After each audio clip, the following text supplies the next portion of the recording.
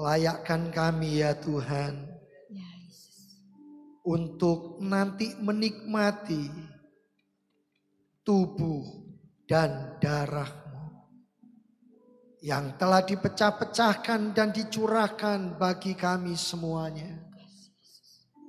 Engkau yang tidak pernah berdosa dibuatnya menjadi berdosa karena kami.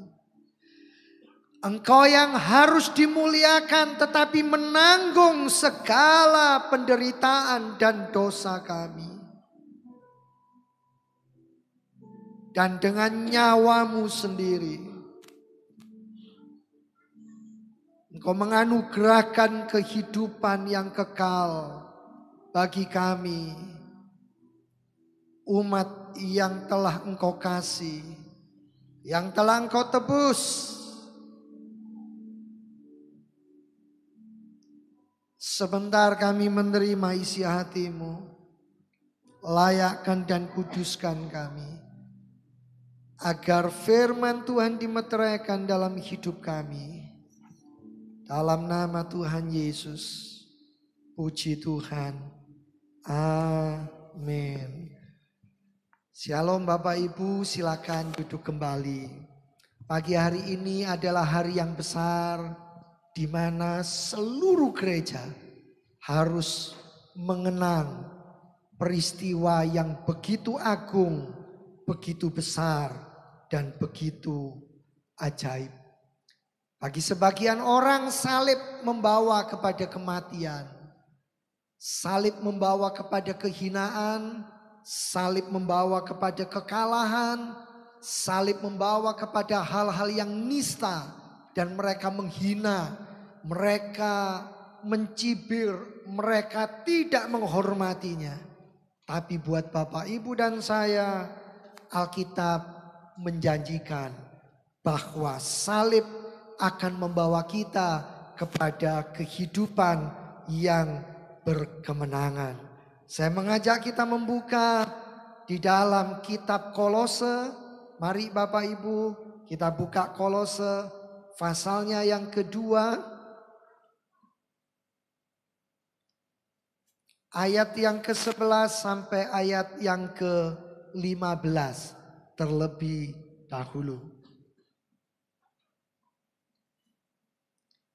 Kolose pasalnya yang kedua, ayat yang ke-11 sampai 15. Dalam Dia kamu telah disunat, bukan dengan sunat yang dilakukan oleh manusia, tetapi dengan sunat Kristus, yang terdiri dari penanggalan akan tubuh yang berdosa. Karena dengan Dia kamu dikuburkan dalam baptisan, dan di dalam Dia kamu turut dibangkitkan juga oleh kepercayaanmu kepada kerja kuasa Allah, yang telah membangkitkan Dia dari orang mati. Kamu juga meskipun dahulu mati oleh pelanggaranmu, dan oleh karena tidak disunat secara lahiriah, telah dihidupkan Allah bersama-sama dengan Dia, sesudah Ia mengampuni segala pelanggaran kita, dengan menghapuskan surat hutang yang oleh ketentuan-ketentuan hukum mendakwa dan mengancam kita. Dan itu ditiadakannya dengan memakukannya pada kayu salib. Ia telah melucuti pemerintah-pemerintah dan penguasa-penguasa dan menjadikan mereka tontonan umum dalam kemenangannya atas mereka. Jemaat yang saya hormati, dalam ibadah mengenang, memperingati Jumat Agung pagi hari ini, kota Kolose adalah kota yang terletak dekat kota Laodikia. Kota Kolose ini menjadi tempat bertemunya berbagai tradisi dan kebudayaan pada masa itu. Karena kota ini penting, maka kota ini berpeluang untuk melahirkan berbagai ajaran, berbagai hal-hal yang dapat mempengaruhi hidup iman orang percaya pada masa itu di kota Kolose. Karena itu Rasul Paulus menyampaikan surat untuk jemaat di kota Kolose. Sekalipun Rasul Paulus sedang ada di dalam sebuah penjara di kota Roma. Tapi Rasul Paulus dengan segenap hati dan penuh kesungguhan menitipkan surat yang penting ini kepada jemaat Tuhan di kota Kolose. Mengapa Bapak Ibu? Di tengah-tengah penderitaan, di tengah-tengah kesulitan hidup, di tengah-tengah tekanan yang dialami Paulus. Dengan tangan yang terbelenggu, dengan kaki yang terbelenggu, yang Paulus sering berkata, seandainya sekalipun darahku dicurahkan, itu tidak pernah menggantikan pengorbanan dan kemuliaan darah Kristus.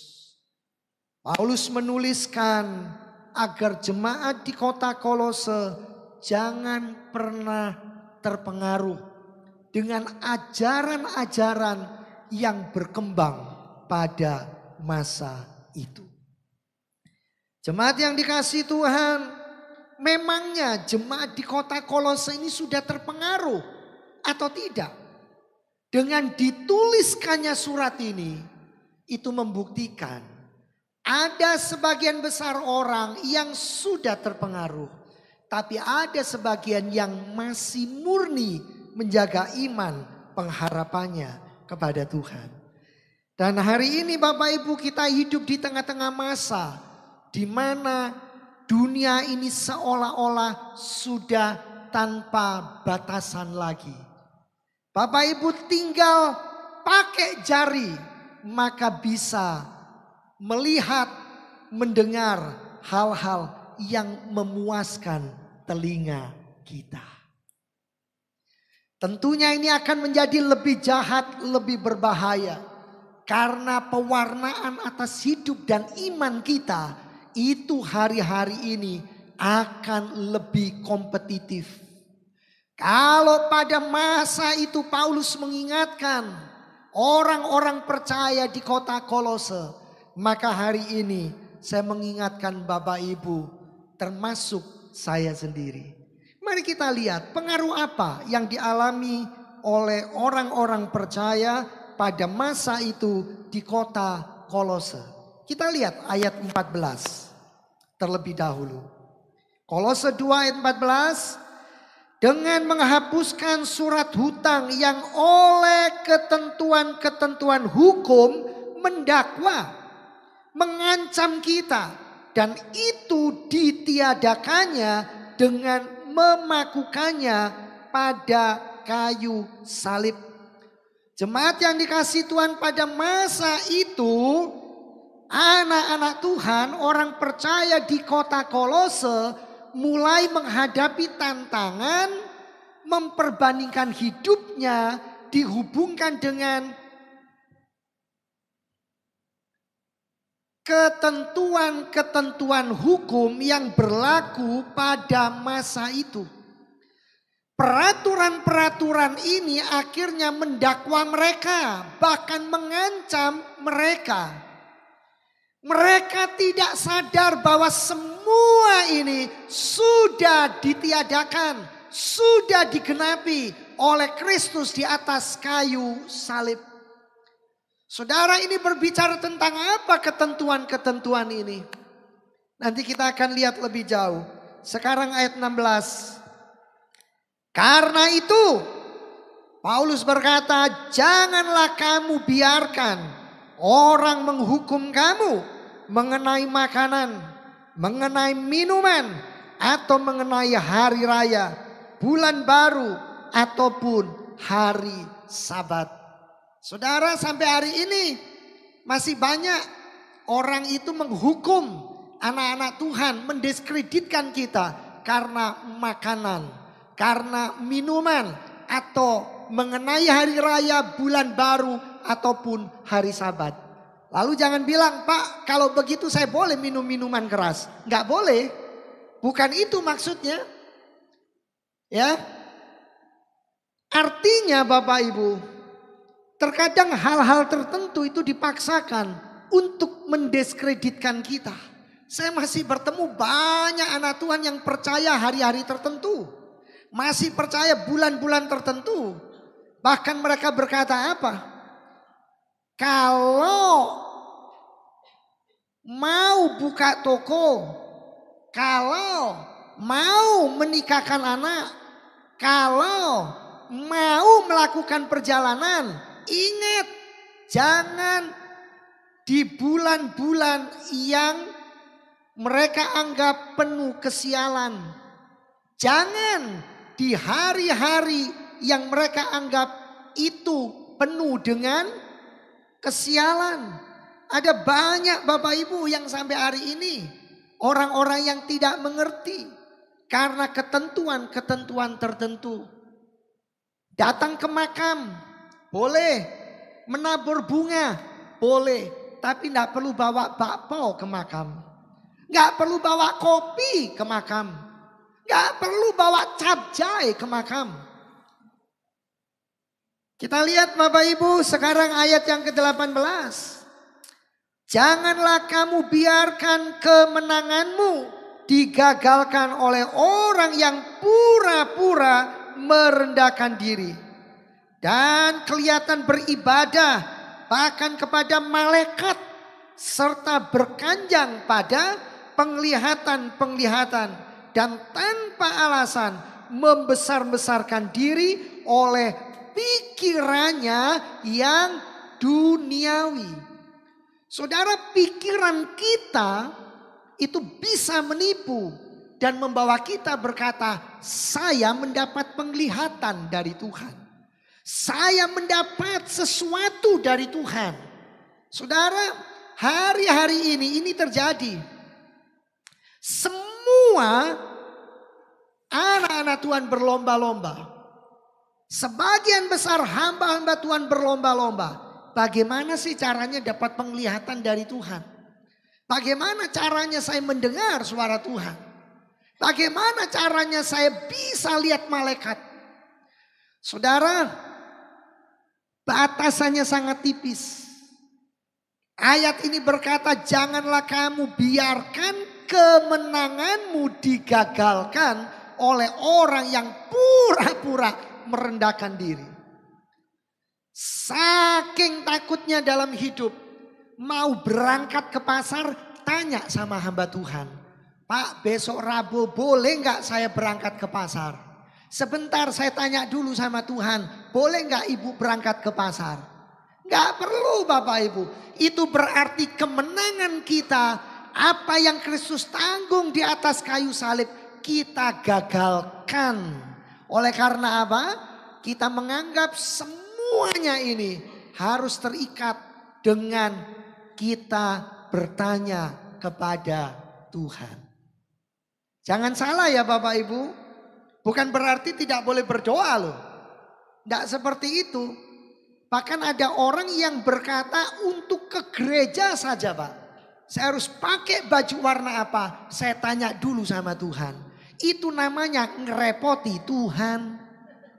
Lalu pakai baju warna apa saja pakai tanya Tuhan. Pakai saja. Semua warna Tuhan yang punya. Loh, saudara pikir iblis bisa menciptakan warna? Warna hitam itu juga Tuhan yang punya. Saya tidak mendiskreditkan yang suka warna putih, silakan. Yang suka warna merah, silakan. Suka warna biru, silakan. Oleh karena ayat 14, ayat 16, ayat 18. Banyak orang percaya di kota Kolose hidup dalam kekalahan. Demi kekalahan. Ada yang bilang, Pak, katanya domba-domba Tuhan mesti mendengar suara Tuhan. Harus. Mana suara Tuhan? Nih, seluruh Alkitab. Ini suara Tuhan. Gak usah cari primbon, gak usah cari ramalan. Di sini seluruh Alkitab adalah suara Tuhan. Tuhan juga bicara lewat hati nurani Bapak Ibu.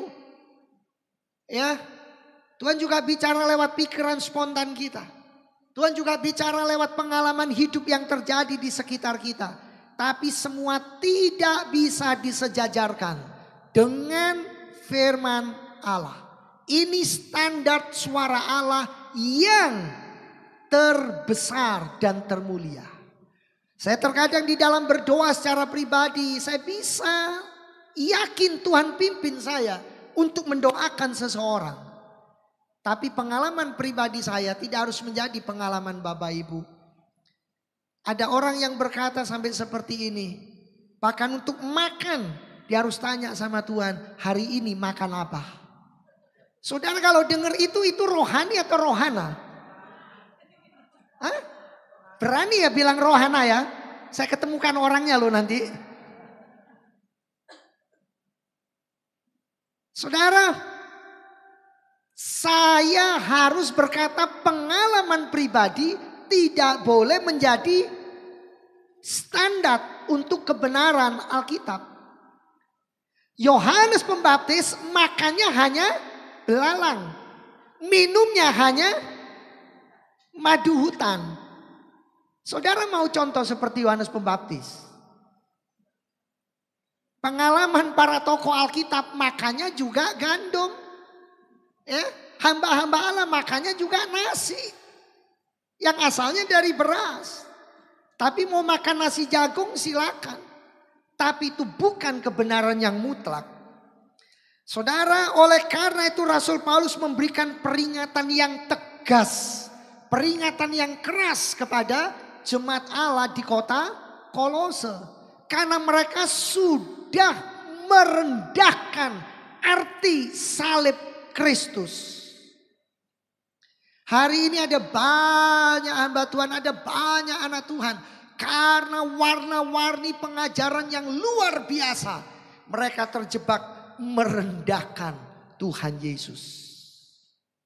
Ya, bahkan ada teolog yang berkata Tuhan Yesus itu nanti betul-betul jadi Tuhan. Tapi nanti tidak sekarang. Kebangetan itu.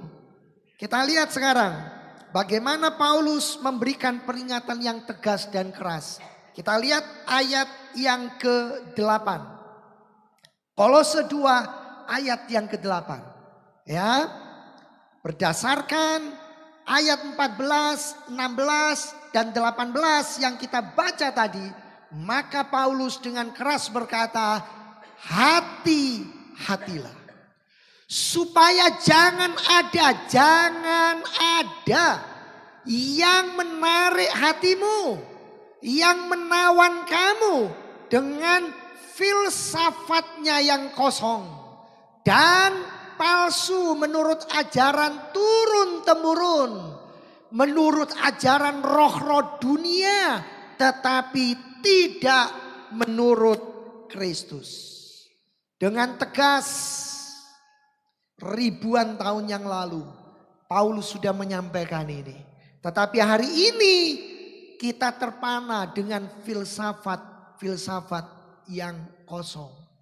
Dengan karunia-karunia yang kosong. Saya bukan mendiskreditkan hamba-hamba Tuhan yang memang Tuhan pakai, Tuhan perlengkapi dengan karunia-karunia Roh Kudus. Tidak Bapak Ibu, jangan salah dengan saya. Tapi maksud saya berlakukan karunia-karunia Allah itu secara berharga. Jangan sembarangan, jangan serampangan. Saya pernah hadir di satu tempat Bapak Ibu. Saya khusus diajak. Waktu saya masuk dalam rumah itu, orang itu sudah berlutut semua duduk di lantai di bawah. Si hamba Tuhan ini akan menyampaikan apa yang dia dengar dari Tuhan. Loh, pas giliran saya karena datangnya juga telat sih ya. Tiba-tiba hamba Tuhan ini menyampaikan, cukup sampai di sini. Tadi Tuhan bicara, sudah selesai Tuhan ngomong. Jadi yang sekarang Tuhan gak ngomong lagi. Lah, giliran saya Tuhan gak ngomong, Pak. Giliran tadi yang lain Tuhan ngomong. Iya, Tuhan sudah baru kasih tahu saya. Sudah selesai. Jadi giliranmu Tuhan gak bicara. Saya bilang dalam hati, Tuhan sudah setiap saat bicara sama saya. Dari Alkitab Tuhan bicara. Amin. Bapak Ibu, ini saya sampaikan supaya Bapak Ibu mengerti. Ada satu ajaran yang berkata karunia-karunia Roh Kudus itu berhenti sampai zaman para rasul. Saya nggak percaya seperti itu. Karena sampai hari ini mujizat masih terjadi. Saya pernah menghadiri sebuah ibadah. Ya ini benar, saya nggak bohong Bapak Ibu. Sampai warna baju yang hadir. Itu si hamba Tuhan ini bisa tunjuk dan tahu. Ya, jenis penyakitnya apa? Hamba Tuhan ini Tuhan memang tunjukkan. Dan itu saya tahu memang benar. Dari mana saya tahu? Dari buah-buah kehidupannya. Tidak ada pohon itu tidak bisa dilihat dari buahnya. Dari buahnya lah kamu akan tahu. Dan saya hadir karena saya betul-betul ingin melihat bagaimana Tuhan bekerja di dalam sebuah kebaktian ini. Ya, dan itu bisa bergantian Bapak Ibu. Satu hamba Tuhan menyampaikan dan lalu hamba Tuhan yang lain itu menyambung. Dan saya percaya mereka adalah orang-orang yang menjaga hidupnya sedemikian rupa. Dalam kekudusan, dalam kebenaran.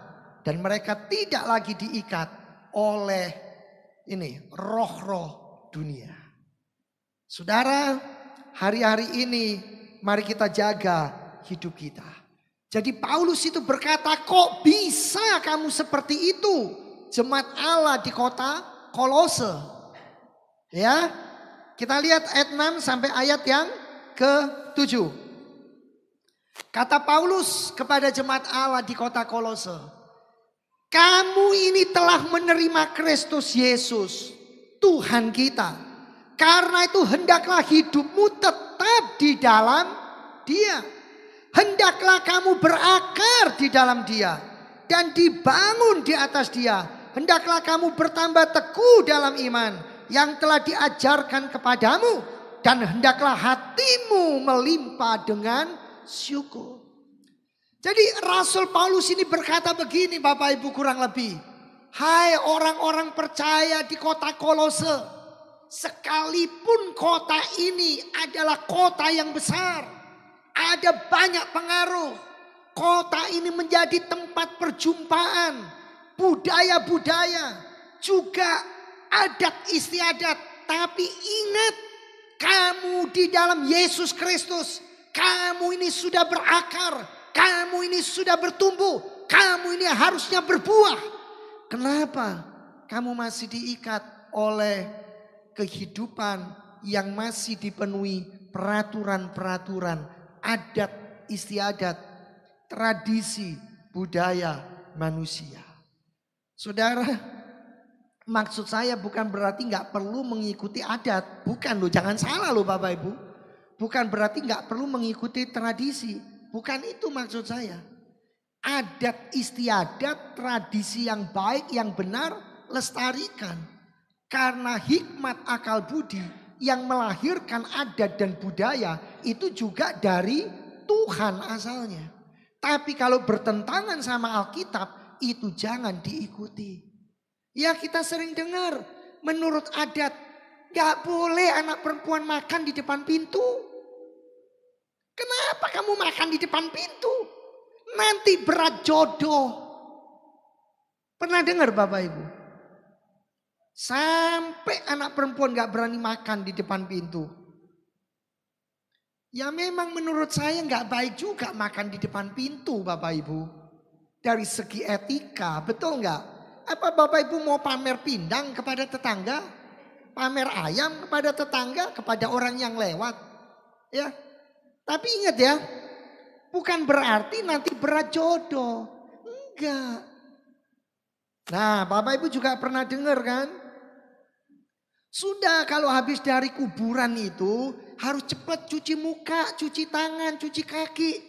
Ya, bila perlu keramas rambutnya, mandi 7 kali supaya setan gak ikut. Setan yang mana? Setan dari makam ikut saudara. Alkitab berkata semua pemerintah, semua penguasa, semua kerajaan setan sudah dikalahkan, dilucuti oleh Tuhan. Jelas itu Kolose 2 ayat 15. Yesus Kristus telah melucuti pemerintah-pemerintah, melucuti penguasa-penguasa, menjadikan mereka tontonan umum dalam kemenangannya atas mereka. Saudara, jangan takut atas setan. Jangan takut atas kuasa-kuasa setan. Percayalah, setan adalah pribadi yang sudah dikalahkan. Setan adalah pribadi yang tidak berkuasa menjamah atau menyentuh kita. Kecuali saudara mengistilahkan seseorang itu adalah setan. Itu baru bisa menyentuh. Contohnya banyak laki-laki kan. Yang karena selingkuh lalu istrinya bilang apa? Wah, dia ikut kuntilanak, Pak. Ya, dia ikut wewe gombel. Nah, itu buatan manusia. Tapi percayalah wewe gombel yang asli. Apapun istilahnya, kuntilanak yang asli. Atau apapun namanya, tidak bakal menyentuh kita. Saudara biji mata Allah kok. Betul nggak? Saudara ini loh semua adalah mahkota ciptaan. Saudara ini semua berharga buat Allah. Amin. Jadi jangan sampai Bapak Ibu yang harusnya setiap kali ini yang keberapa kita memperingati, kita mengenang peristiwa Jumat Agung. Jangan kemenangan kita digagalkan oleh siapapun. Amin Bapak Ibu. Ayo kita lihat sekarang ayat 9 sampai 10. Kenapa kemenangan kita tidak boleh digagalkan oleh siapapun?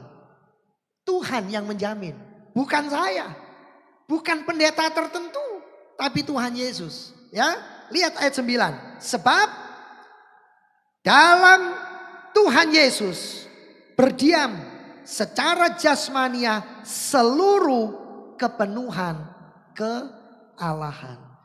Jadi kalimat ini berarti yang menjamin saudara di dalam dialah Tuhan Yesus Kristus berdiam secara jasmania seluruh kepenuhan kealahan. Berarti yang menjamin saudara siapa? Dalam dia Tuhan Yesus yang adalah Allah.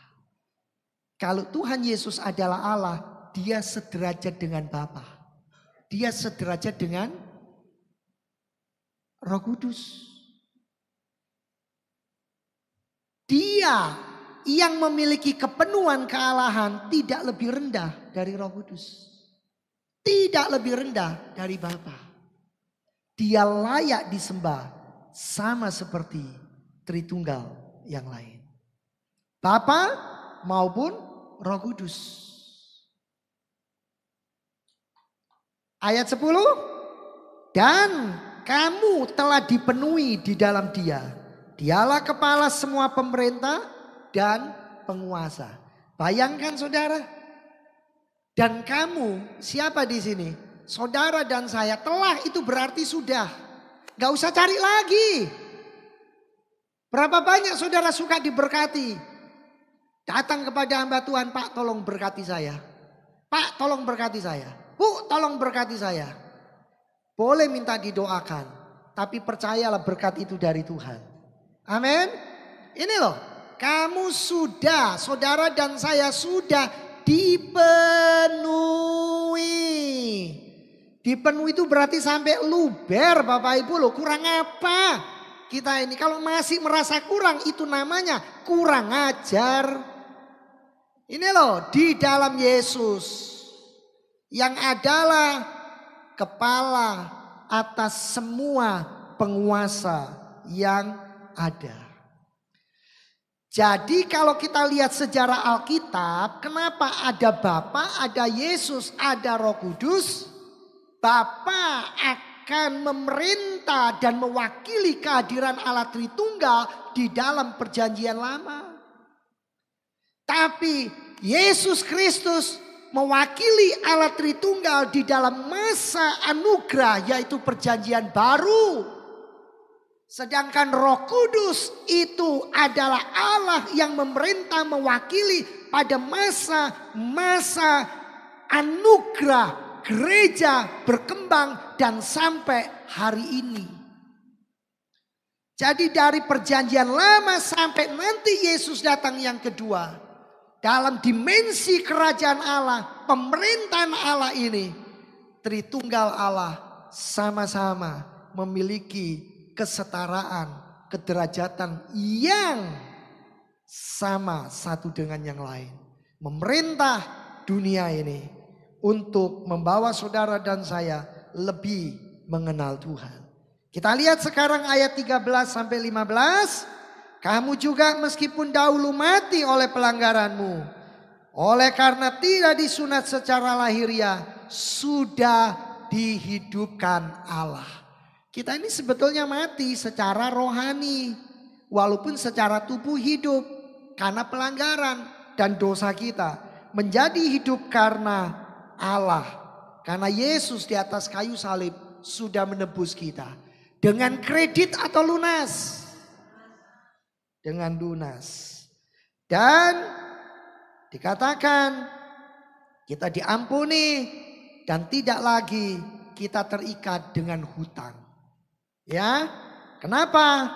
Karena semua sudah diselesaikan di atas kayu salib. Mari kita buka 1 Korintus 15 ayat 57. Karena itu Bapak Ibu, jangan hidupmu diikat oleh adat istiadat yang membawa engkau tidak hidup berbuah di dalam Kristus.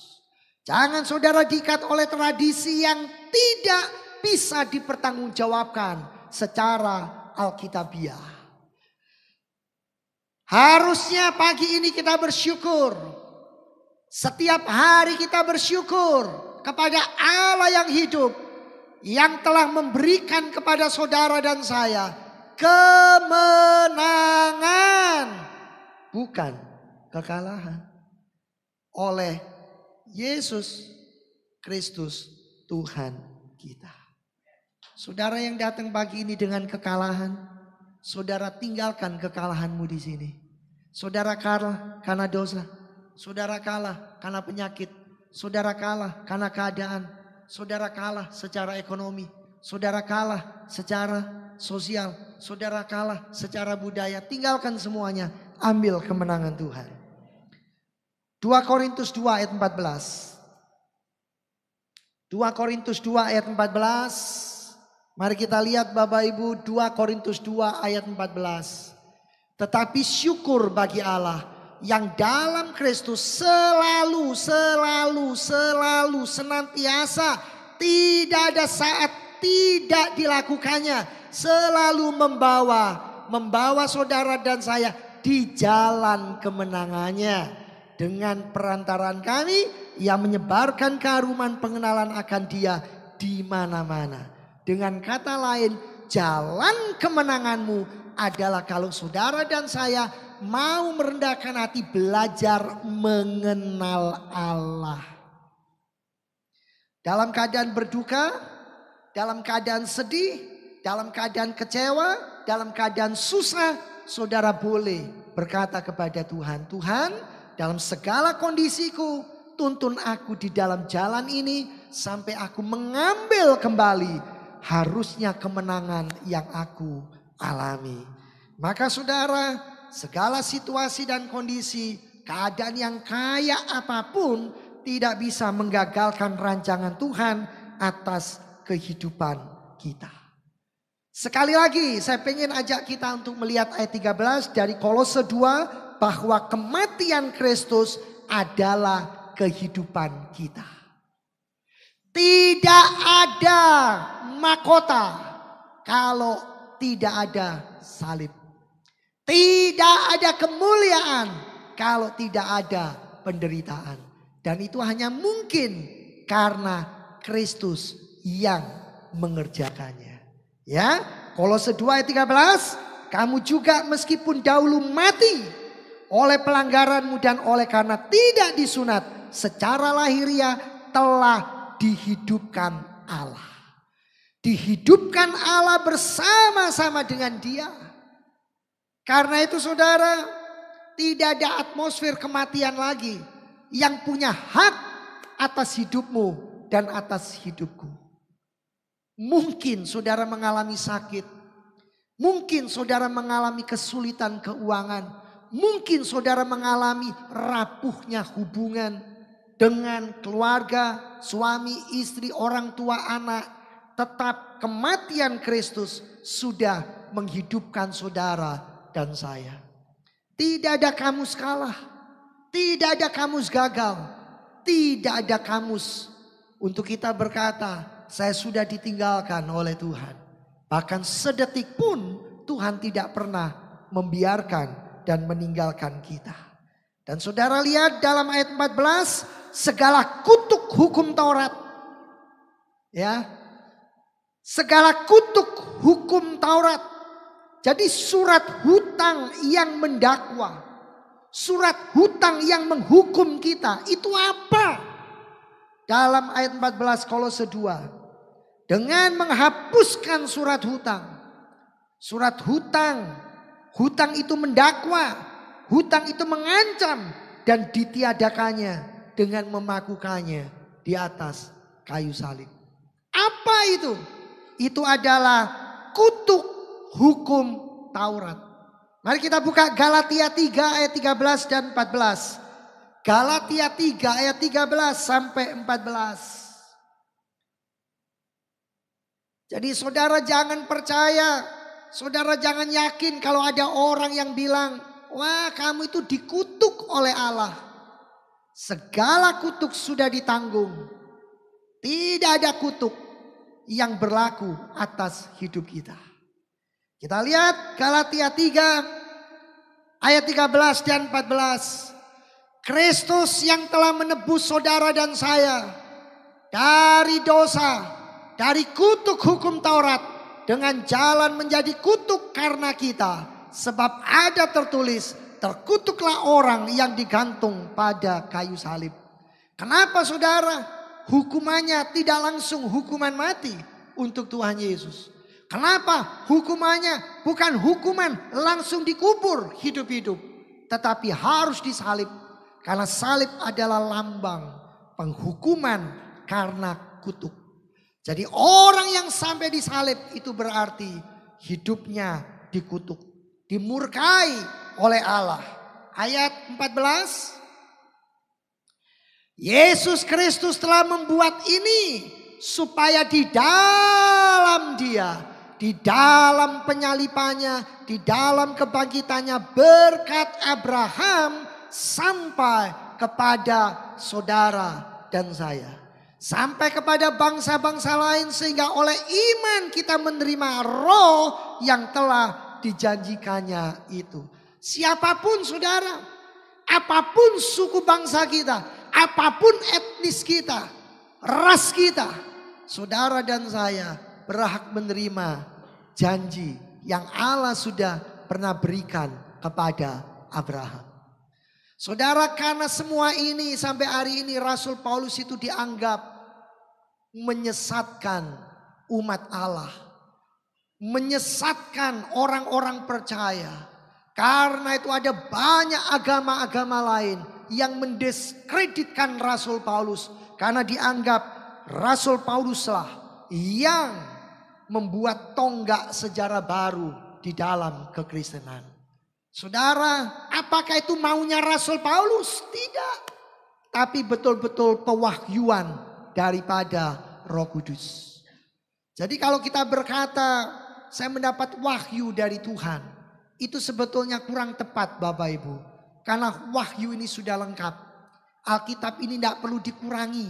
Alkitab tidak perlu ditambah. Jadi kita sebenarnya lebih tepat berkata, saya mendapat pencerahan dari Tuhan.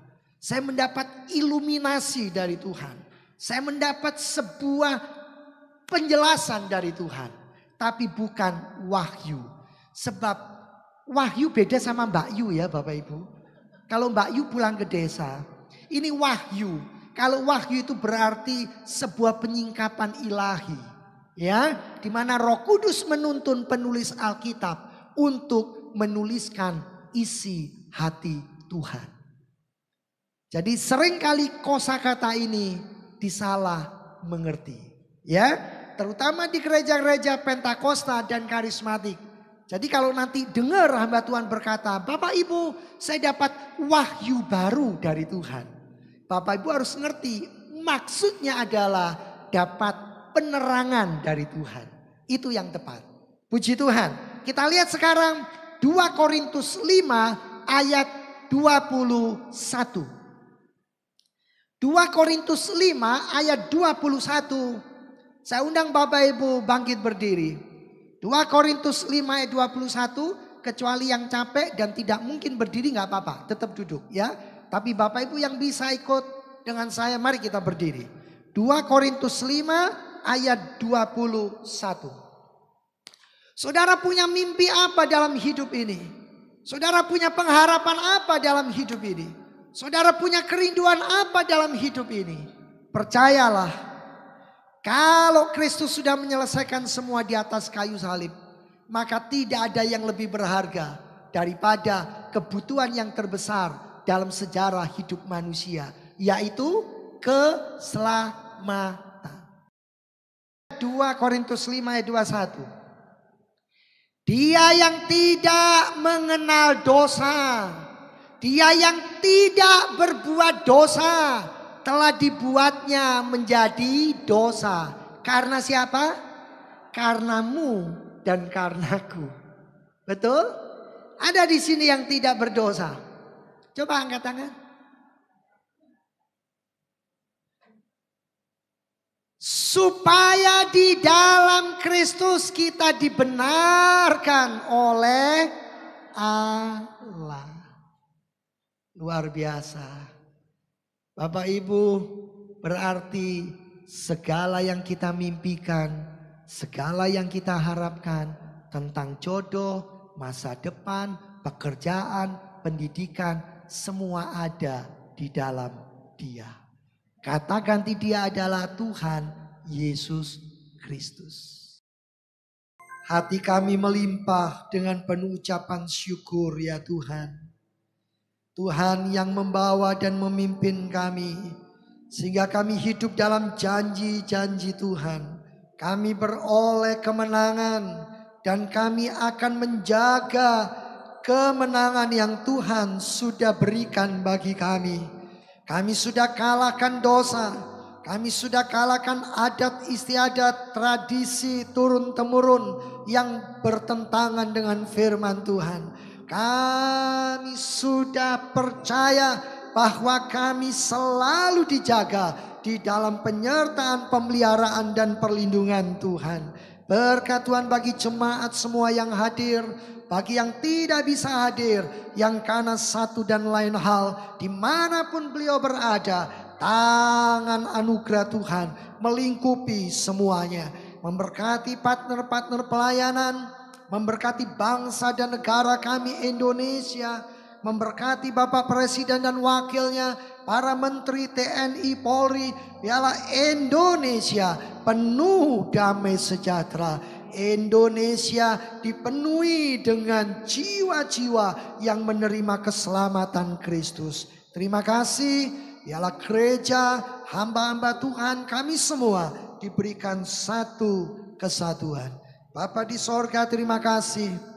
Kalau sebentar kami pulang meninggalkan gereja ini sementara waktu, kami juga berdoa untuk besok minggu dalam ibadah dan peringatan Paskah. Hadirat Tuhan nyata, mujizat Tuhan nyata, jiwa-jiwa boleh mengalami kemuliaan Allah. Bapa terima kasih, terima kasih.